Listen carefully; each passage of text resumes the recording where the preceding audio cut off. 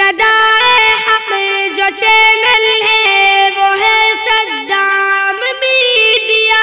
نحمده ونصلي على رسوله الكريم أما بعد، قال النبي صلى الله عليه وسلم: خيركم من تعلم القرآن وعلمه، أو كما قال عليه الصلاة والسلام۔ ہمیں دنیا سے کیا مطلب، مکتب ہے وطن اپنا۔ ہمیں دنیا سے کیا مطلب، مکتب ہے وطن اپنا۔ مریں گے ہم کتابوں پر، ورق ہوگا کفن اپنا۔ سامعین کرام، آج کی مجلس میں آپ حضرات کے روبرو مکتب کی مختصر حقیقت بیان کرنا چاہتی ہوں۔ امید ہے کہ بغور سماعت فرمائیں گے۔ مکتب ایک بہت بڑی نعمت ہے۔ آج کے دور میں مکتب بہت ہی قیمتی چیز ہے۔ اللہ نے آج جو نعمت عطا کی ہے، ہمیں اس سے فائدہ اٹھانا چاہیے۔ علم دین کا اتنا سیکھنا فرض ہے کہ جس سے نماز روزہ وغیرہ درست ہو سکے۔ علم دین کی تعلیم اس مکتب میں ہوتی ہے۔ یہ مکتب ماں کی گود کی طرح ہے۔ جس طرح بچہ ماں کی گود میں پرورش پاتا ہے، اسی طرح انسان یہاں پرورش پاتا ہے۔ مکتب انسان کو انسان بناتا ہے۔ مکتب چند افراد مل کر بناتے ہیں۔ ہم مکتب کی عمارت بناتے ہیں۔ مکتب ہمارا قلب بناتا ہے، اللہ سے ہمارا تعلق جوڑتے ہیں۔ یہی نبی کا کام تھا کہ مخلوق کو خالق سے جوڑتے تھے۔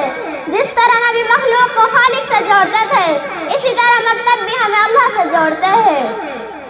لہذا اس مکتب کو نہ کوئی طاقت ہلا سکتی ہے اور نہ کوئی اس مکتب کو توڑ سکتا ہے۔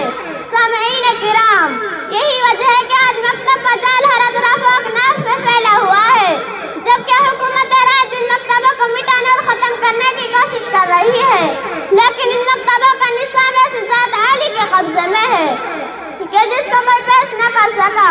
سامعین کرام، اب اس کے متعلقین کے بارے میں سرور دو عالم صلی اللہ علیہ وسلم کی زبان سے سنیں۔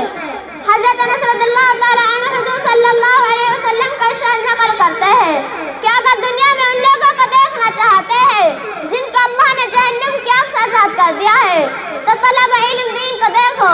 باخدا جو طالب علم حاصل کرنے کی نیت سے کسی عالم کے دروازے پر جاتا ہے اور اس کے ہر حرف اور ہر قدم پر 1 سال کی عبادت کا سہا ملتا ہے، اور اس کے لیے جنت میں ایک شہر بنا دیا جاتا ہے جہاں جہاں اس کا قدم پڑتے ہیں وہ زمین اس کے لیے استغفار کرتی ہے۔ صبح و شام فرشتے اس کی مغفرت کا اعلان اس طرح کرتا ہے: ہؤلاء اعتق اللہ من النار، یہ ہے جن کو اللہ نے جہنم کی آگ سے آزاد کر دیا ہے۔ اس سے مراد وہی لوگ ہیں جو علم دین حاصل کرتے ہیں، مکتب میں رہتے ہیں۔ ظاہر سی بات ہے تو ان لوگوں کی کیا شان ہوگی جو طلبہ پر خرچ کرتے ہیں، مکتب میں امداد دیتے ہیں۔ ان کے روپے اور پیسوں سے جو عمارتیں بنائی جاتی ہے تو آخرت میں اللہ تعالیٰ ان کو کتنا بڑا اجر دے گا۔ سامعین کرام، مکتب کیا ہے؟ مکتب میں قرآن ہے جو اللہ تعالیٰ کی کتاب ہے، انقلابی کتاب ہے جس نے دنیا کی کایا پلٹ دی، ہلچل مچا دی۔ سب سے پہلے قرآن نہ کرے کہا، جو بندہ خدا سے ٹوٹ چکا تھا انہیں خدا سے جوڑا اور فرمایا تم تعلق تو توڑتے ہو لیکن خدا نہیں توڑتا۔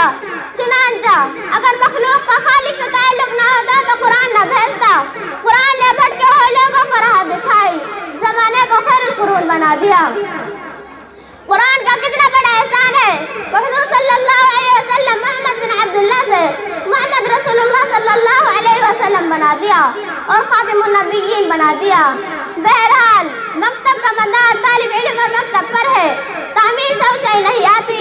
جس کے طالب علم حضرت ابو بکر صدیق رضی اللہ تعالی عنہ، حضرت عثمان رضی اللہ تعالی عنہ جیسے تھے، ہم یہ فخر سے کہہ سکتے ہیں اولئک آبائی فجانی بمثلہم۔ کیا کوئی یونیورسٹی سے فارغ ہونے والا اس طرح کا فخر کر سکتا ہے؟ یہ وہی دینی مکتب تھا جہاں جبرائیل علیہ السلام خود طالب علم بن کر استغفار کے لیے آئے تھے اور کہتے تھے ایمان کیا چیز ہے، موت کب آئے گی؟ تو اس مرکز میں طالب علم بن کر جبرائیل بھی رہے، اس کو نہ کوئی پیش کر سکا نہ کر سکے گا۔ سامعین کرام، مکتب کی قدر کرو، تم نہ کرو گے تو خدا دوسروں کو پیدا کر دے گا۔ حضور صلی اللہ علیہ وسلم سے مکتبیں چلے اور چل رہے ہیں۔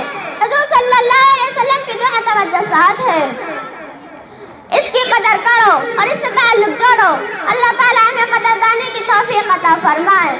آمین، وآخر دعوانا الحمد للہ رب العالمین.